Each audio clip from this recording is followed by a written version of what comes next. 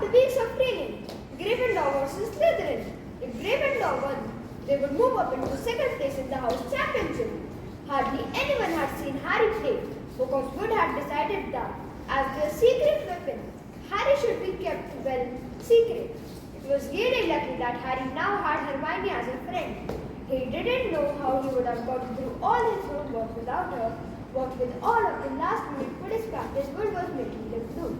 She had also lent him Quidditch Through the Ages, which turned out to be a very interesting read. Harry learned that there were 700 ways of committing a Quidditch foul, and that all of them had happened in the World Cup match in 1473, that seekers were usually the smallest and fastest players, and that most serious Quidditch accidents seemed to happen to them. Hermione had also become a bit more relaxed about rule breaking since Ron and Harry had saved her from the mountain road, and she was much nicer for it. By 11 o'clock, the whole school seemed to be out in the stands around the Quidditch pitch. Many students had binoculars. The seats might be raised high in the air, but it was still difficult to see what was going on somewhere. Ron and Hermione joined Neville up in the top row. Harry and the rest of the teams were changing into their scarlet Quidditch robes. Okay, men and women, this is the big one. This is the best team Gryffindor had had in years. I know it. We are going to win the house cup. Good luck to all. The game began. All teams on their broom flying, and catching the balls. Finally came the golden snitch and Harry ball. He gave it to the catcher. Suddenly, the broom started rolling over and over. Harry was about to fall. What are you doing? You don't know what Harry says. I think he lost control of his broom, but he can't have. Suddenly, people all over the stand had started to point up at Harry. His broom had started to roll over and over, with him just only managing to hold on. Then the whole crowd gasped. Harry's broom had given a wild jerk, and Harry had swung off it.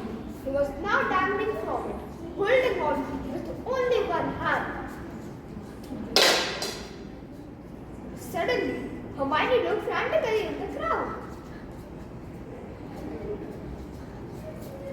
What are you doing?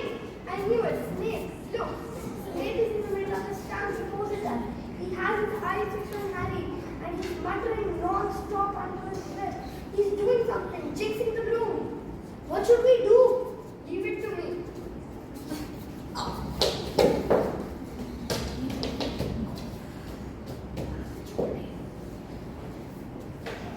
Gryffindor has won by 170 points to 60.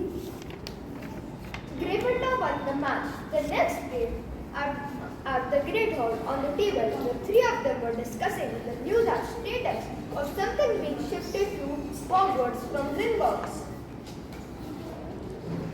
It was Snape. Hermione and I saw him. He was looking at you, muttering. He wouldn't take his eye off you. That's why you lost control of your broomstick. Yes. Why would he do that? Doesn't he like me or the muggles? I've heard of this mysterious object before. It's about 3 inches long. I have read about it in one of the books from the library. I think it's the same object that you and Harry got from the Gringotts wall that day.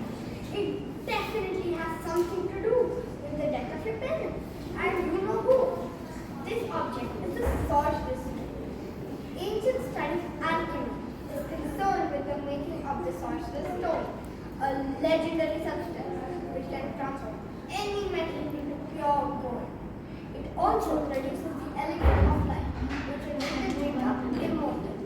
There have been many reports of the Sorcerer's Stone over centuries, but the only stone in current existence comes from Mr. Nicholas Flamel, the noted alchemist and opera. Mr. Flamel, who celebrated his 665th birthday last year, enjoys a quiet life in Devon with his wife, Penelope. He is the maker of the Sorcerer's Stone,